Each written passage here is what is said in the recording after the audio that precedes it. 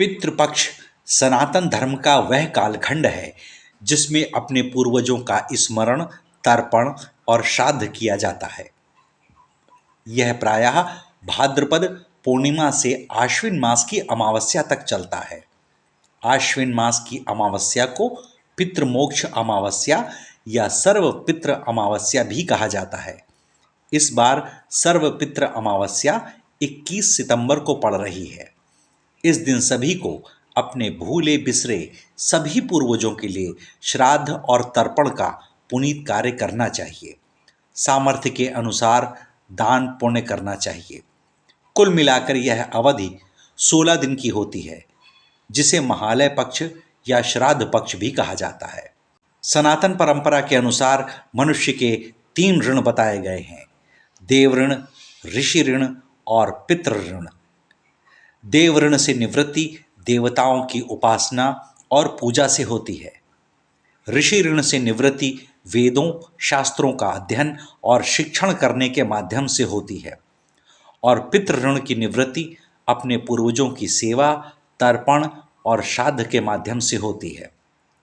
पितृपक्ष में पूर्वजों को श्रद्धापूर्वक भोजन अर्पित करने, तर्पण और दान करने से पितृ ऋण से मुक्ति मिलती है और पूर्वजों का आशीर्वाद मिलता है।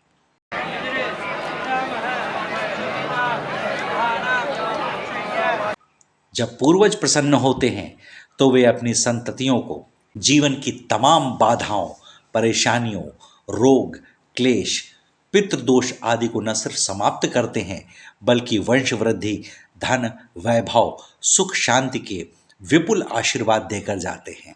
मनुस्मृति कहती है, पितृणा मातुलाना च श्राद्धम कुर्याद यथा विधि। अर्थात मनुष्य को अपने पितरों और मातुलों यानी मामाओं का श्राद्ध विधि विधान से करना चाहिए। गरुड़ पुराण में पूर्व खंड के अध्याय 4 में कहा गया है कि पितरों को प्रसन्न करने के लिए श्राद्ध, तर्पण और पिंडदान अनिवार्य है। यदि श्राद्ध न किया जाए तो पितरों की आत्मा असंतुष्ट रहती है और वंशजों को कष्ट झेलने पड़ते हैं। महाभारत के अनुशासन पर्व में भीष्म पितामह युधिष्ठिर से कहते हैं, पितृणा च प्रसादेन देवतः प्रसिदन्ति वै। अर्थात जब पितर प्रसन्न होते हैं तभी देवता प्रसन्न होते हैं।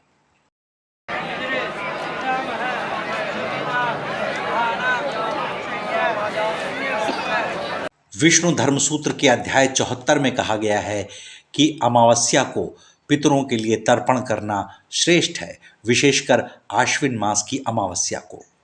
पितृपक्ष से जुड़े कर्मकांडों में सबसे पहले आता है तर्पण। यह जल में तिल डालकर और उंगली में कुशा की पवित्री पहनकर पितरों को जल अर्पित किए जाने की क्रिया है। इसके बाद आता है पिंडदान।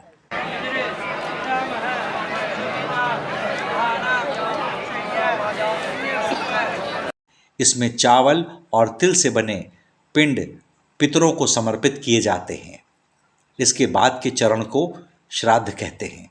इसमें श्रद्धापूर्वक ब्राह्मणों को भोजन कराना, दान देना और मंत्रोच्चार द्वारा पितरों का स्मरण करना सम्मिलित है। इसके बाद बारी आती है दान की। इसमें श्राद्ध करने वाला अपनी सामर्थ्य के अनुसार वस्त्र, अन्न, गौ, सोना और भूमि आदि का दान कर सकते हैं।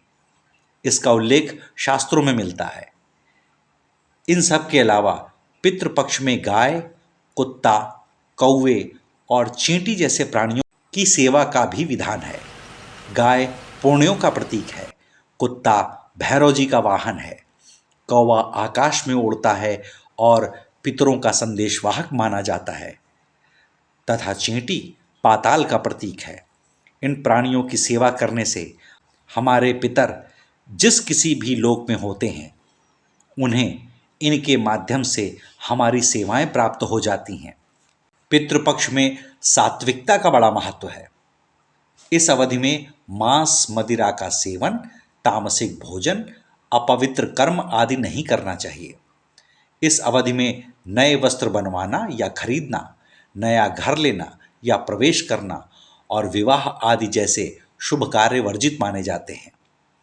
इस अवधि में केवल पितरों के तर्पण और साधना का कार्य ही प्रधान होता है।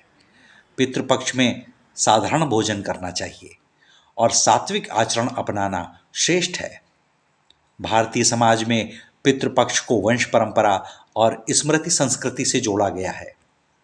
इस काल में सूर्य दक्षिणायन होते हैं और प्राचीन मान्यताओं के अनुसार यह पितरों का काल माना गया है। पितृपक्ष से यह संदेश मिलता है कि हमें अपनी जड़ों और पूर्वजों को याद रखते हुए जीवन जीना चाहिए। बिहार के गया में पिंडदान का विशेष महत्व है। स्कंद पुराण में गया का उल्लेख पितरों की मोक्ष भूमि के रूप में किया गया है। उज्जैन, हरिद्वार, प्रयागराज आदि तीर्थों पर श्राद्ध और तर्पण का विशेष महत्व है। महाराष्ट्र में इसे पितृपक्ष मेला के रूप में मनाया जाता है। पितृपक्ष केवल धार्मिक अनुष्ठान मात्र नहीं है, बल्कि यह हमारी संस्कृति, सामाजिक चेतना का प्रतीक है। यह हमें स्मरण कराता है कि वर्तमान में हमारा अस्तित्व हमारे पूर्वजों की देन है। शास्त्रों और लिखित साक्ष्यों से स्पष्ट है कि पितरों के तर्पण और श्राद्ध से पितर संतुष्ट होते हैं, वंश में समृद्धि आती है और आत्मिक शांति प्राप्त होती है।